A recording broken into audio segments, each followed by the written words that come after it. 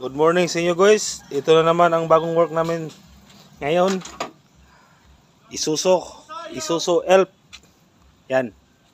250. Oh. Ito ay yung lumalagatak yung makina. At kailangan to overhaul. Tapos ang titira nito is ito. Hi. Shout out to my vlog. Boss, kasama niya si Boss Mel, oh. Ito na general overhaul to.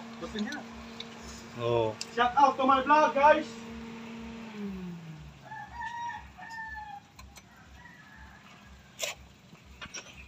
Dalawang oras na ito na tatarbahuin, dalawang oras lang tanggal na itong head.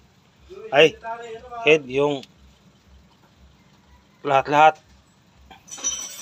Pero uunahin nila yung guys, yung cylinder head Kaya medyo mabigat talaga to kasi Elf. Hindi sa nakasanayan naming trabaho na lang mga views, yung mga service.